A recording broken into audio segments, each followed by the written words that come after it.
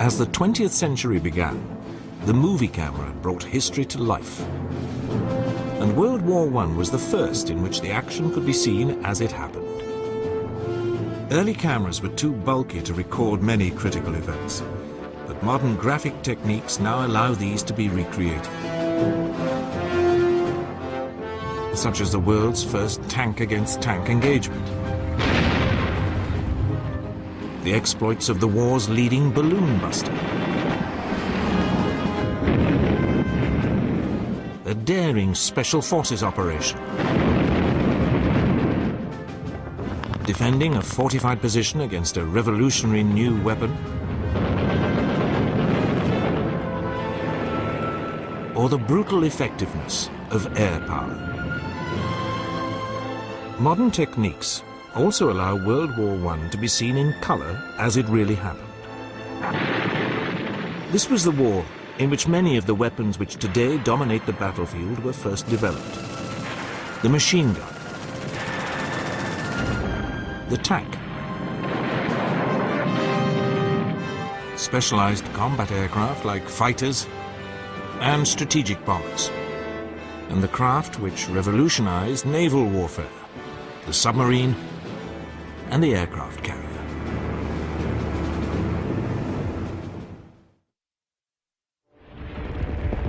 When the war began, everyone expected it to be short and fast-moving.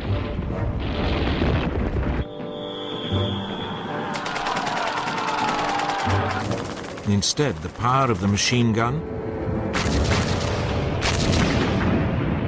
massive artillery bombardments, and barbed wire led to the nightmare of trench warfare.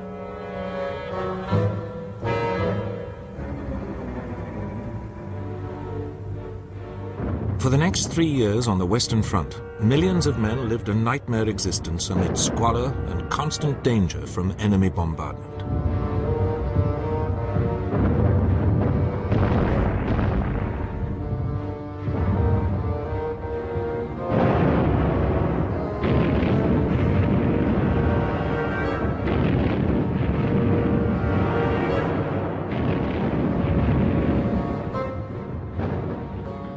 They went over the top in futile mass attacks.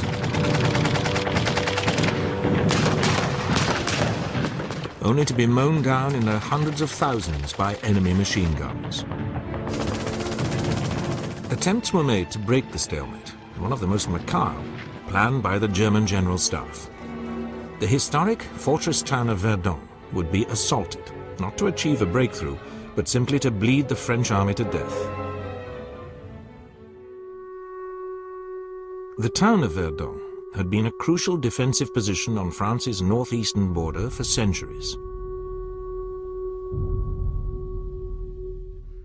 Around it was an elaborate and mutually supporting system of fortresses designed to halt any enemy advance.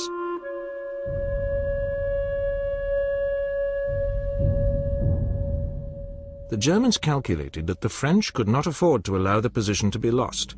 They would pour the elite of their army into what would become an horrific killing ground.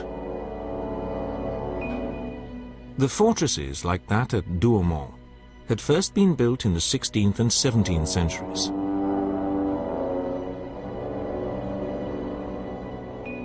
Their walls and underground defenses had been constantly updated to withstand assault or siege by modern weaponry.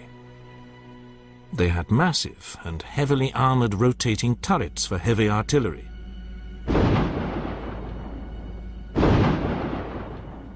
And many machine gun nests. But the reality was that since 1914, the defenses had been allowed to crumble, and the forts were severely undermanned.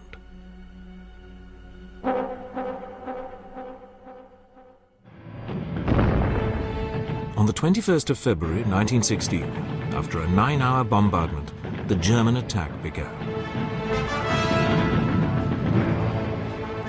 After 4 days of savage fighting, a German assault pioneer, Sergeant Eugen Kunze, managed to get into Douaumont. To his astonishment, he wandered entirely alone through a vast concrete labyrinth. He could hear the muffled bangs of Fort Douaumond's 155mm gun. Guided by these, he made his way nervously to the main turret. The French gun crew was so preoccupied that they didn't notice him until he made them prisoner. Kuntze then roamed on. The realization began to dawn on him that the fort was virtually unmanned. In fact, its garrison had been reduced to a mere 56 elderly French gunners.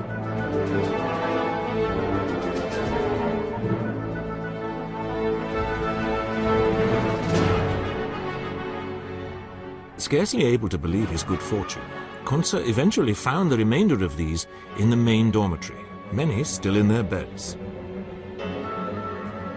He simply locked them in their room and called his men into the fortress. Sergeant Kuntze had single-handedly captured Verdun's most powerful bastion. Despite this disaster, the French held Verdun. Astonishingly, 3/4 of the French army was involved in the fighting during the next 9 months. More than 750,000 men, roughly half of them French and half German, were sacrificed in the bloodbath. By the 4th winter of the war, the Allies were hanging on grimly, desperately waiting for the arrival of millions of fresh American troops to turn the tide. The Germans were equally aware of this danger. Russia's collapse in December 1917 meant that they could bring more than 1 million men west, and General Erich Ludendorff, the commander on the Western Front, was determined to use these to achieve a swift and final victory.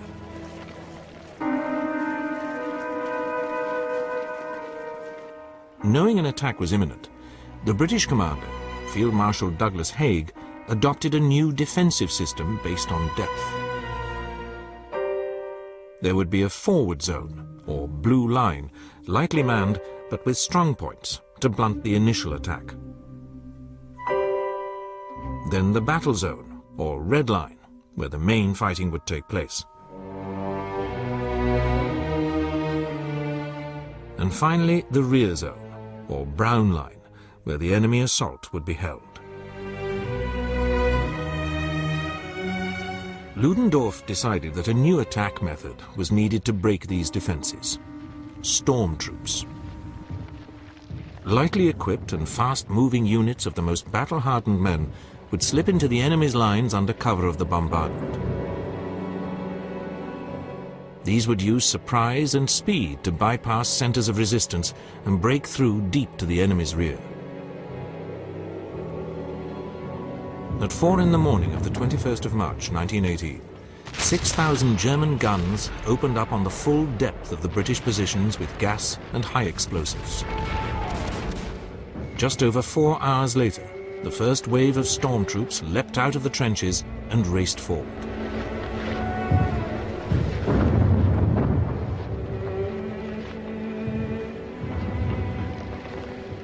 They slipped through the wire using stick grenades as one of their main weapons.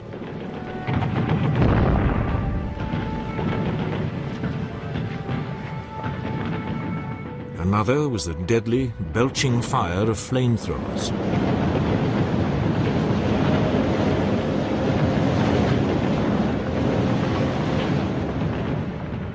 The German barrage moved forward 100 meters every 2 to 3 minutes, protecting this human tidal wave. But in the end, it ran out of impetus, and the last great German offensive fizzled out.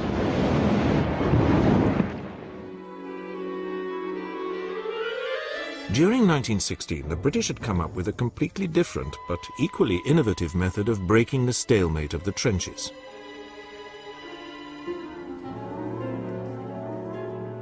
Deep underground, special teams of miners recruited from the coalfields of Wales and northern England had begun to tunnel under the German lines.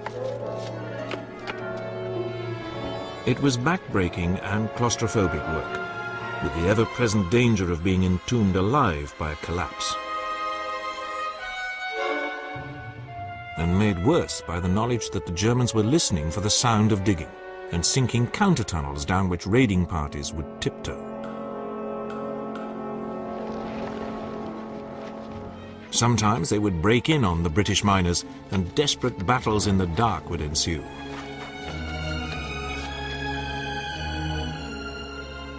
Some of the tunnel systems stretched for hundreds of yards underground, with elaborate dead ends and false connections.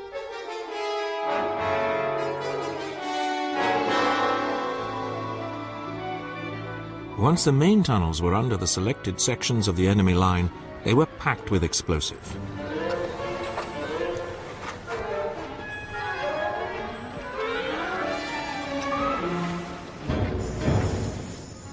An average of 21 tons of amatol per mine.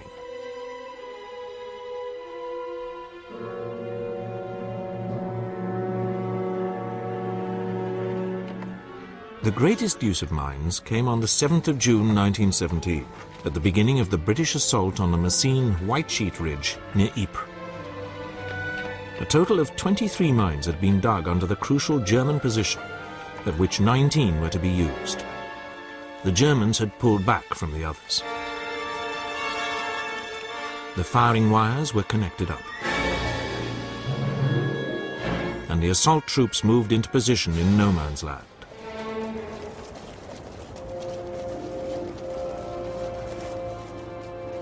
After 6 months of preparation, the firing teams checked their watches and prayed a lot. Then, at 3 a.m., the plungers were driven home.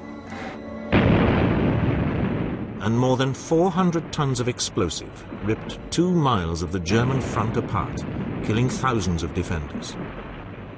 Sadly, the initial breakthrough was not fully exploited. A more long-lasting British attempt to break the trench stalemate was the tank. By mid-1916, armour, caterpillar tracks and the internal combustion engine had been brought together to form the first land ships capable of crossing trenches and supporting infantry. These were either the female, armed only with machine guns, or the male, with 2 6-pounder guns in the side sponsons. These first tanks had a speed of about 4 miles an hour and a crew of 8.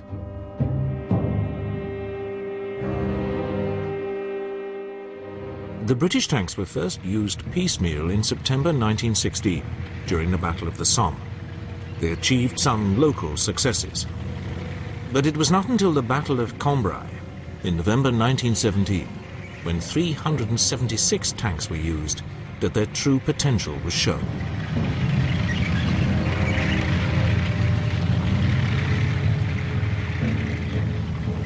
Holes were punched in the German line, and by nightfall more than 5 miles had been gained. But the unreliability of these early tanks meant that the breakthrough could not be followed up.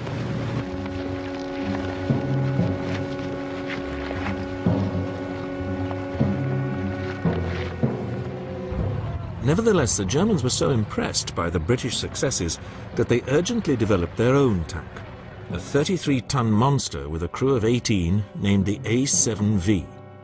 Armed with a 57mm cannon and 6 machine guns, it was totally underpowered and unwieldy, and could only manage 3 miles an hour. But it was rushed into service to counter the British threat, and the first tank-against-tank confrontation soon followed.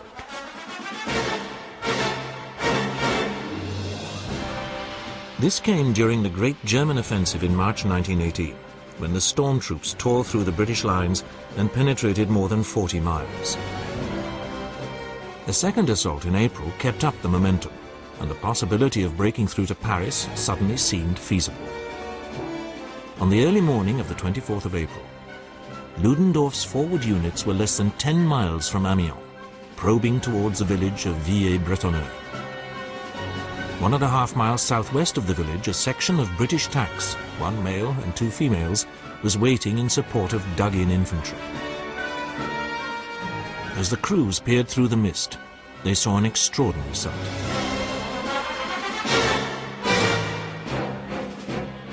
One of the few operational German A7Vs lumbered into view. British started up and moved forward to engage it.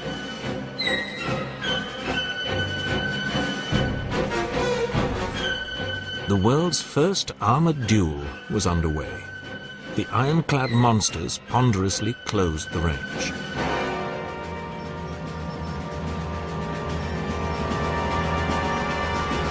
Inside the tanks, the conditions were appalling. There was no proper suspension, and the unsilenced engines roared and belched fumes. Finally, the leading British tank, the Mail, opened fire with its 6-pounder gun, but missed.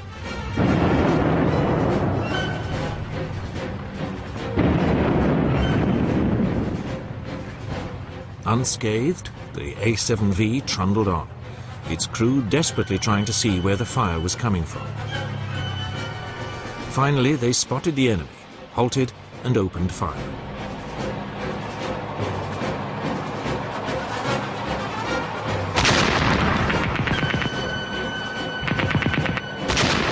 No effect at first, but then it began to find its range and struck both British females. Neither was disabled, but unable to make any impression with their machine guns, they halted and began to pull back.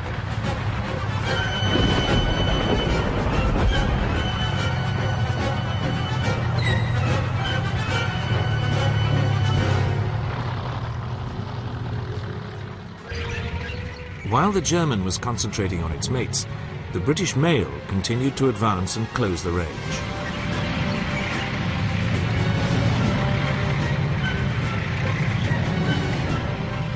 Its crew desperately trying to hold the A7V in their sights as they were thrown around in the unsprung tank. At last they got within effective range and opened fire again.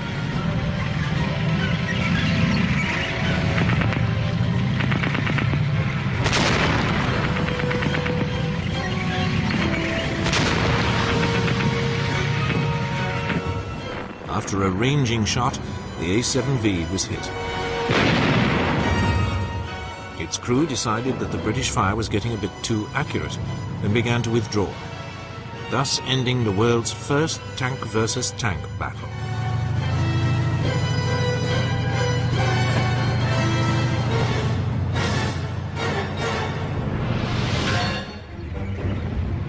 The tank had revolutionized the battlefield, and the French were quick to see the need to add speed and mobility. They developed the 7-ton Renault FT-17 with a 2-man crew and a machine gun or 37mm cannon in the world's first traversing turret.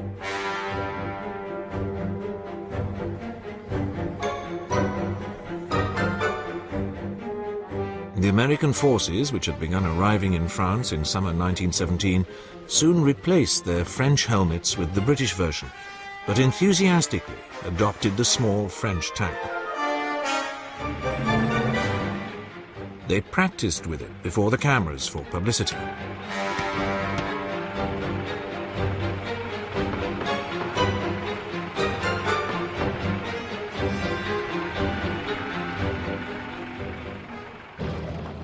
Several hundred were brought forward in support when the Americans began their first major action as an independent force.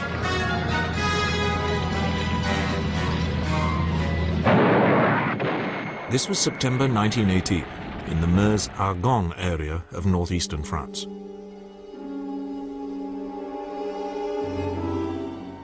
There the Americans faced a daunting challenge. Their trenches lay at the foot of the slopes running up to the Argonne forest. They would have to attack uphill against an experienced enemy which had had plenty of time to build elaborate defensive positions.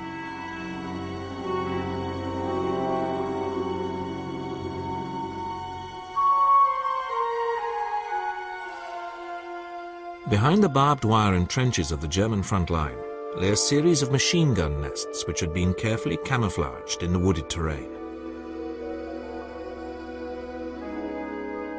German reinforcements could be rushed to these to blunt any breakthroughs.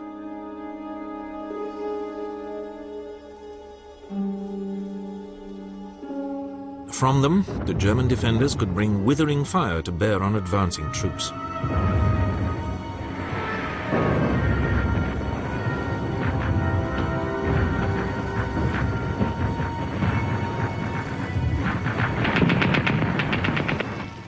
The Americans had practiced hard using tanks to support their infantry, but these frequently came to grief, since the Renaults were only lightly armored and they could only get across a gap of 6 feet.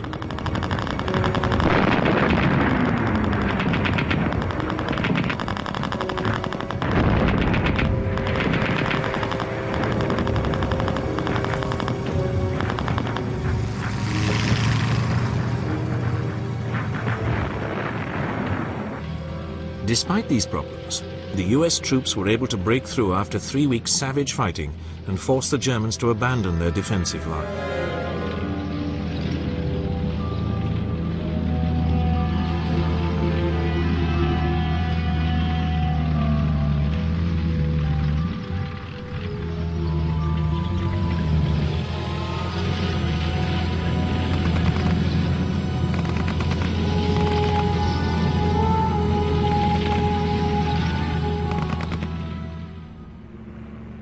In the wide open spaces of the Eastern Front, warfare had been much more fluid.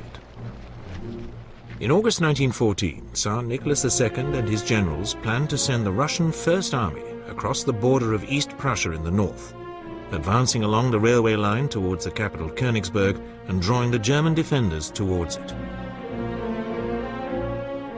4 days later, the Second Army would move into the heavily wooded area near Tannenberg in the south. It would then strike north to capture Königsberg and cut off the main German army. The Russians surprised the Germans by how quickly they were able to mobilize. And the appearance of hard-riding Cossack cavalry struck terror into the local Prussian population. The First Army crossed the East Prussian border within 2 weeks of the outbreak of war. It had 150,000 men and alone outnumbered all the German forces in East Prussia.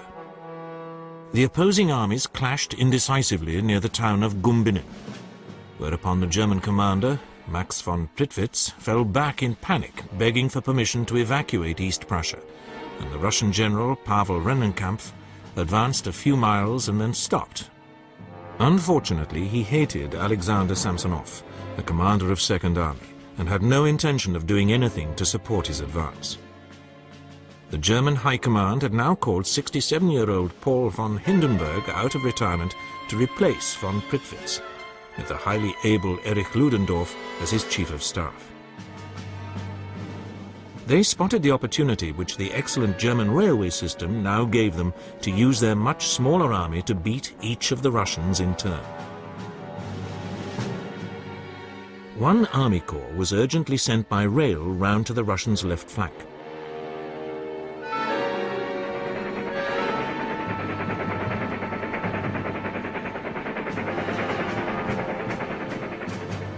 This went unnoticed by the enemy, which was unaware that it faced any serious opposition.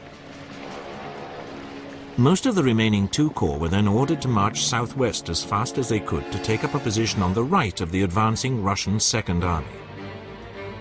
Once again, all evidence of a major enemy move was ignored by Second Army, while the remaining German division spread out as a covering force to harass the First Army once Rennenkampf decided to get moving again.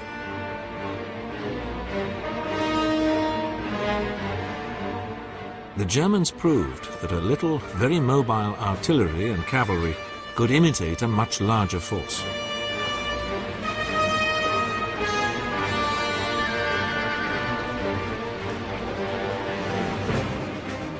In the south, the Germans watched as the Russian Second Army lost cohesion amid the forests and lakes.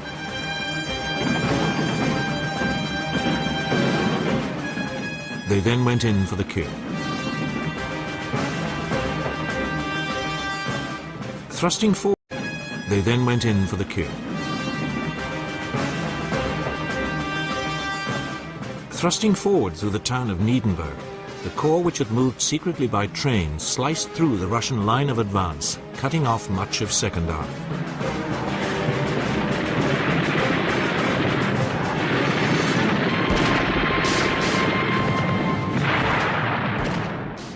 Then the other corps, which had moved southwest, completed the encirclement.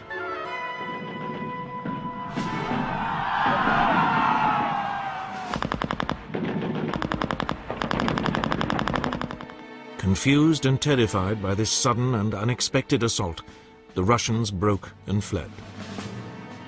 General Samsonov went into the woods alone and shot himself, while more than 300,000 of his men were killed or wounded and 90,000 taken prisoner.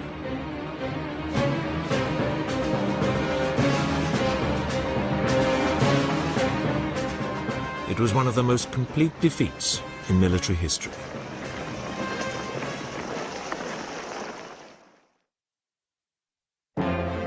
When World War I began, manned flight was only 11 years old.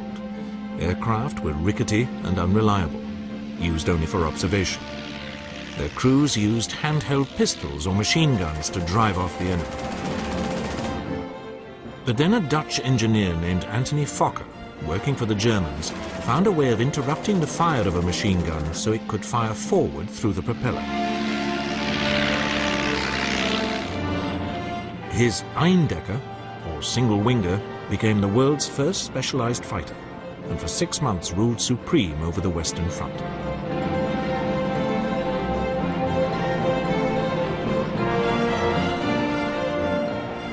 The Allies rushed to develop their own fighters, and for the next 3 years a succession of ever more powerful machines fought duels to the death.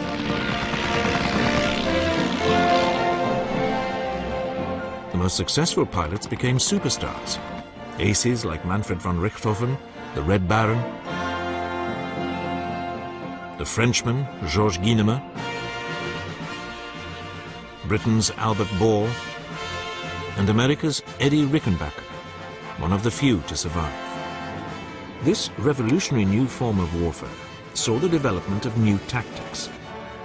Top pilots worked out how to outwit and kill their opponents.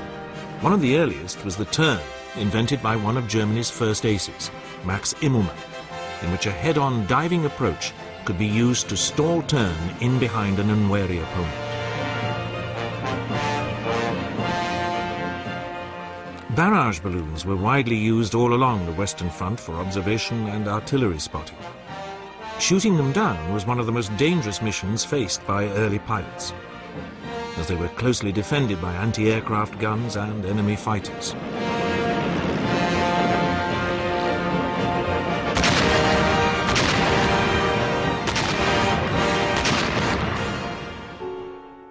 One of the most successful, famous, and short-lived balloon busters was a 21-year-old American lieutenant, Frank Luke. Luke only reached a frontline squadron in August 1918 and was determined to become famous as a fighter pilot. He saw the dangerous job of balloon busting as his quickest way to get to grips with the enemy and volunteered. On the 12th of September, just 2 weeks before US troops began the Meuse-Argonne offensive, Luke went on his first balloon hunt. He shot down one that day.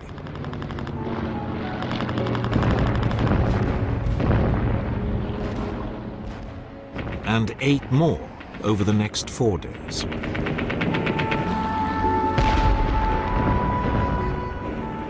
Within a fortnight, he had 14 confirmed kills. During this devastating aerial rampage, he had also shot down 5 enemy fighters, making him America's leading ace. But Luke was now becoming dangerously punch-drunk by his success and felt that nothing could stop him. On the 29th of September, he took off and flew over his airfield, dropping a note saying, "Watch the 3 Hun balloons on the Meuse." He wanted an audience for his next spectacular. And US troops watched as the first balloon burst into flames and the tiny plane moved on to the next.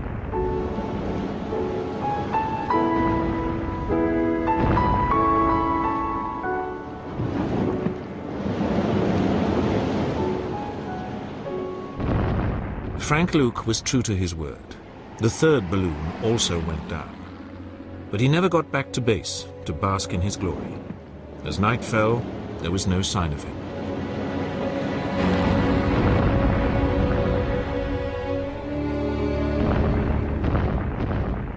Only after the war was it established that his lone aircraft had been jumped by 8 Fokkers and forced to land, after destroying 2. He died from the wounds he had received in the air.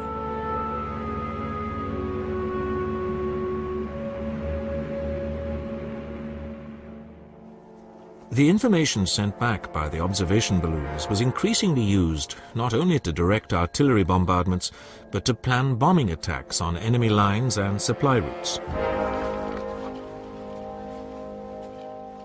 The first bombing attempts were extremely basic. The observer simply dropped a missile over the edge.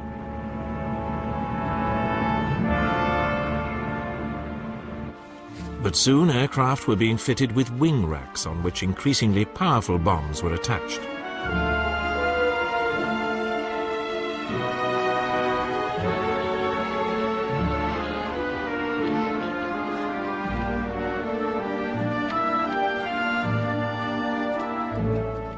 Aiming was still crude, with the crew relying on eye and an estimate of how much offset to allow.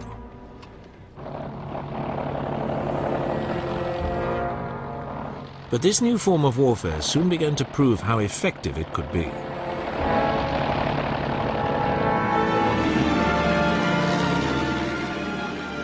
One of the most dramatic examples came during the Battle of Megiddo in Palestine in September 1918. RAF bombers dominated the battlefield, flying constant missions to harass the Turkish troops who were allied to the Germans. In one incident, an entire supply column was caught in a narrow defile and utterly destroyed. As one RAF officer described, pilot after pilot, flying in perfect order, dropped his bombs and then raked the poor Turks with machine gun fire. Everywhere, they were mercilessly pursued and caught in the unfolding slaughter. The carnage was an eerie prophecy of the effect of air power almost a century later during the Gulf Wars. By the time of the last great Allied offensives on the Western Front in September and October 1918, the role of tactical air power and the effectiveness of close cooperation with ground forces was fully understood.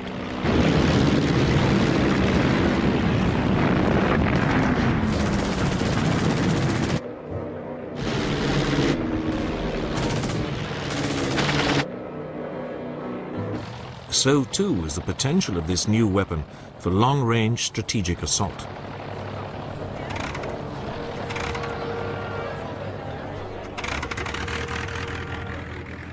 On the 13th of June 1917, 14 German Gotha bombers took off to bomb London.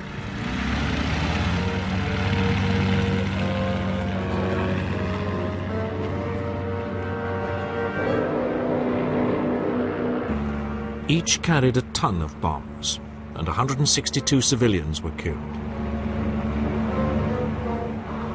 This raid opened a new chapter in warfare. For the first time, non-combatants many miles from the front were directly in the firing line. By the end of the war, the British had developed their own strategic bomber force and were preparing to mount sustained campaigns against German cities. The strategic bomber was now seen as one of the crucial factors in warfare. As Prime Minister Stanley Baldwin said in the 1930s, the bomber will always get through.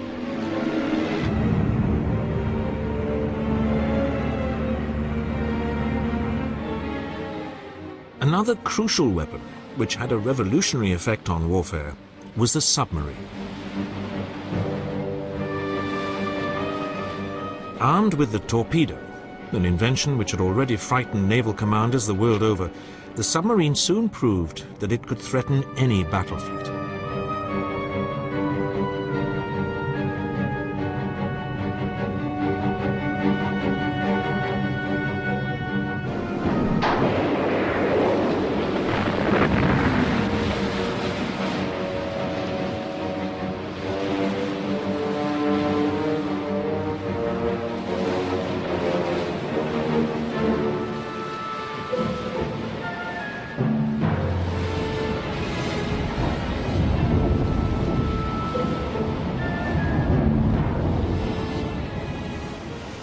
But it was not the threat to battle fleets which was to prove critical. The German U-boats soon showed that they had the potential to win the war by cutting Britain's vital trade links.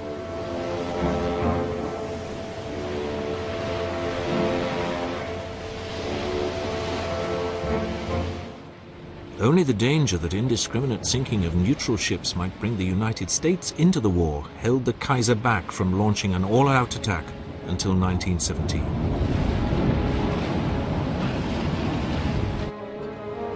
For much of the war, the Germans found it easy to prey on merchant shipping, because most ships sailed alone and unescorted. U-boats didn't even have to use valuable torpedoes to destroy their prey.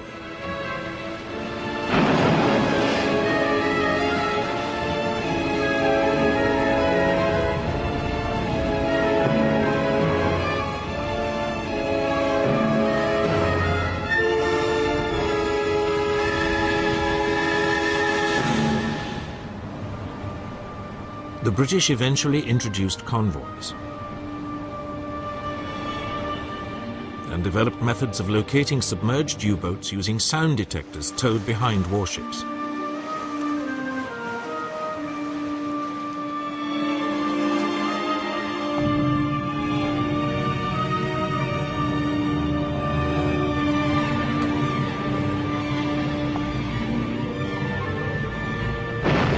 This was backed up with depth charges launched from fast-moving escorts.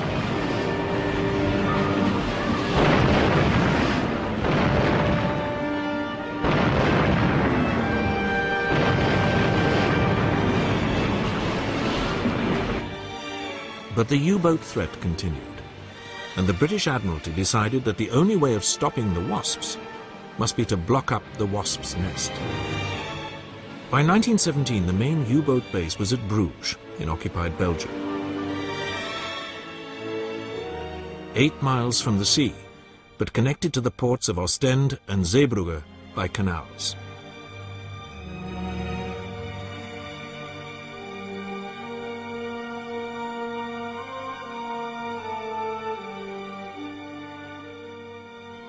It was too far from the sea for there to be any chance of a landing to capture it.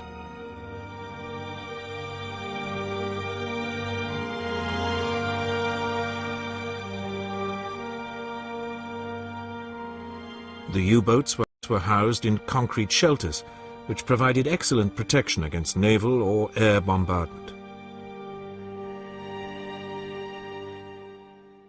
So British Admiral Roger Keyes, commander of the Dover Patrol, decided that the best way to stop them was to block the points where the canals went out into the sea.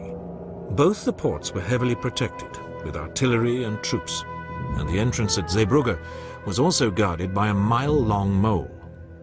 This was heavily fortified with a 20-foot-high wall on the seaward side and would need to be seized before block ships could reach the harbour mouth. Keyes decided that this could be achieved by berthing a shallow draft ship alongside it, carrying a landing party of elite troops, 700 men of the Royal Marines. He selected the cruiser HMS Vindictive for the task, and she was fitted with extra armour and guns. A new upper deck was built with 18 landing ramps, which would be lowered on top of the sea wall.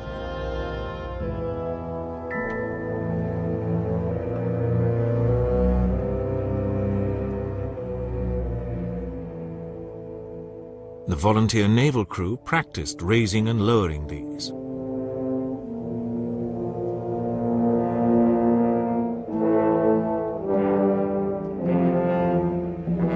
The mole had arches halfway, and it was planned to blow these using an obsolete explosive-packed submarine so that reinforcements could not get along it.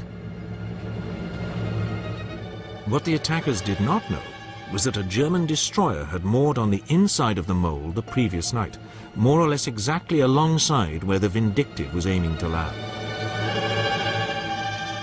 Admiral Keyes, aboard the destroyer HMS Warwick, led the task force out of Dover Harbour on the evening of the 22nd of April. The weather for the crossing was calm.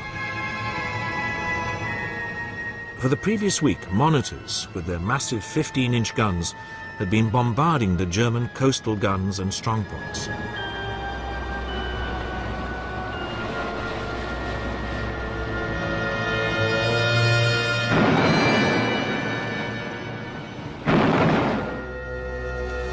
Night fell, and German searchlights probed the darkness as the town behind them was lit up by the British shelling.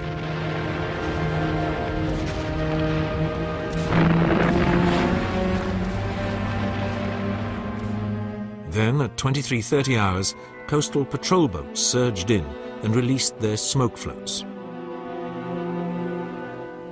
The wind was blowing from the northwest, wafting the smoke directly towards the mole and the port.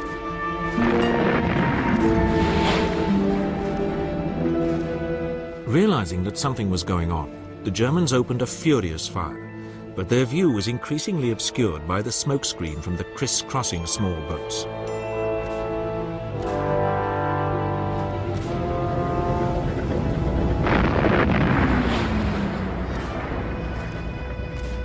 Behind the protective cover of smoke, HMS Vindictive, with 2 escorts, also packed with troops, should she be sunk, moved into position.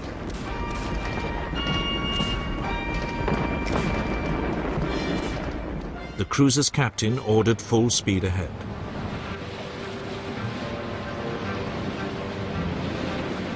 And the 3 assault ships raced into the smokescreen.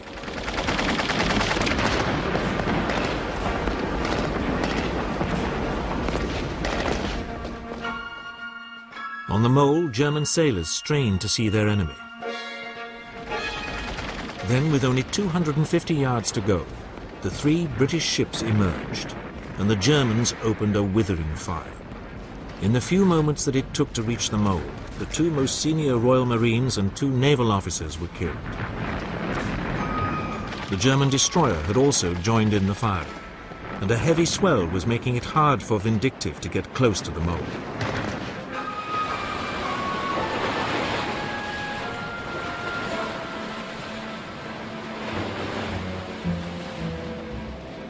The German defenders were now firing at point-blank range.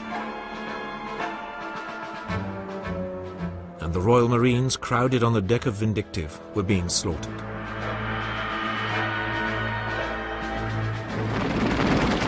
At this critical moment, the commander of one of the cruiser's escorts, the converted ferry Daffodil, saw the difficulty she was in and nudged his bows against Vindictive's side and pushed her alongside the mole.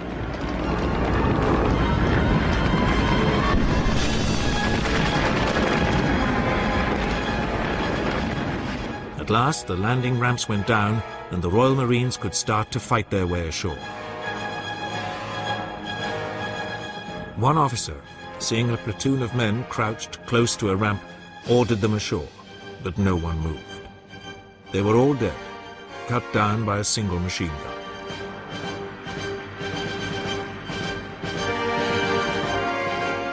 But despite the German fire, the boarding parties on Vindictive began to get ashore.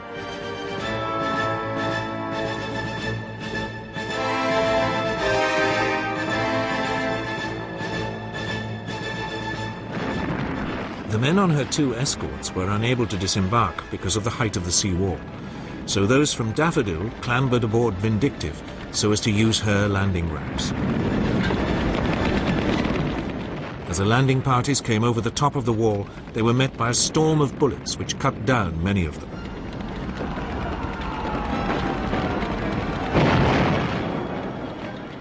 An attempt was made to rush the tip of the mole, but every single man in the attack became a casualty.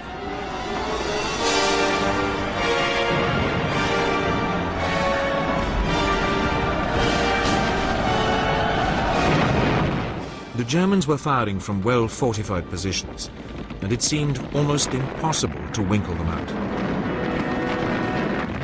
From the foretop of Vindictive, a section of Royal Marines was manning Lewis guns to provide covering fire. One by one, the men were cut down, until only Sergeant Norman Finch remained. Despite his wounds, he continued to fire on the German positions, and was one of the 11 Victoria Crosses awarded that day, the most ever during a single action. Gradually, however, the desperate gallantry of the Marines seemed to be having some effect. The fire from some of the German positions was slowing, and they were so preoccupied with fighting off the assault that they would be unable to turn on the block ships, which would go in behind them. While this desperate struggle continued, another threat to the Marines became apparent.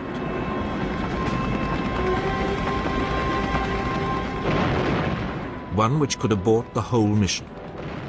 A battalion of German infantry on bicycles was seen approaching the mole. If they got onto it, the Marines would be overwhelmed.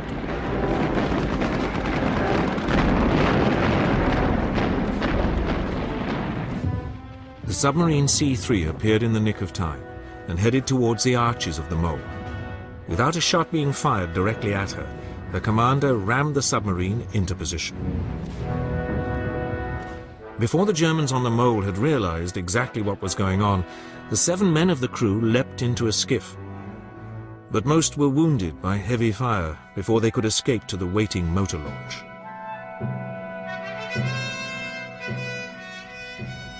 "12 minutes later, the submarine exploded, blowing a 30-yard hole in the mole.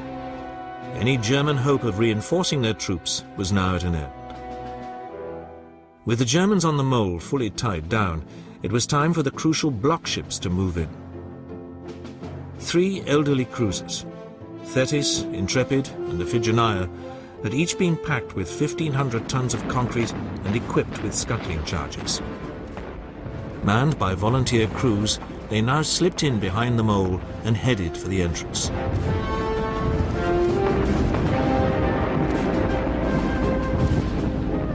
Seeing this new threat, the Germans in the port itself concentrated their fire on the 3 ships.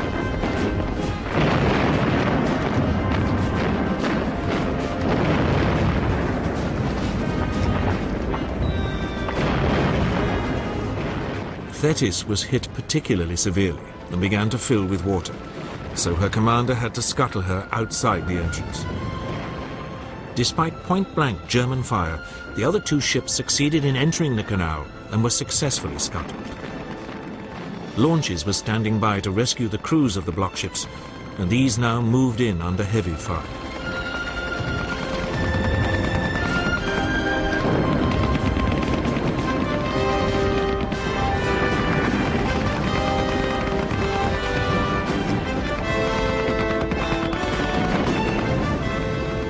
As they moved off with the survivors, klaxons sounded to signal the end of the operation, and the Royal Marines on the mole began to fall back to HMS Vindictive. Amazingly, the cruiser was able to get away from the mole and limped back to England.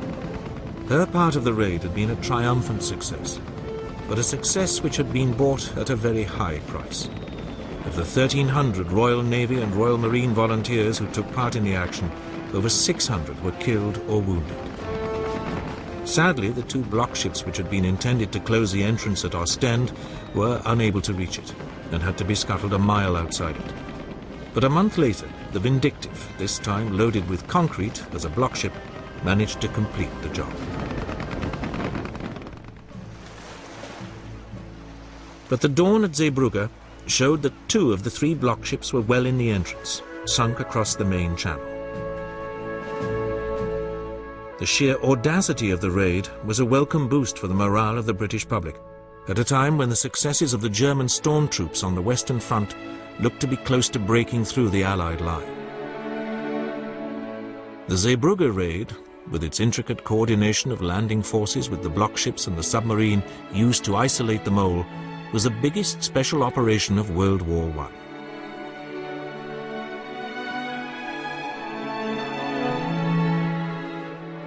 Roger Keyes, the man who conceived it, was to go on to plan similar assaults when he became Director of Combined Operations in 1940. In this, as in so many other ways, World War I foreshadowed many of the developments which were to be exploited in the Second World War.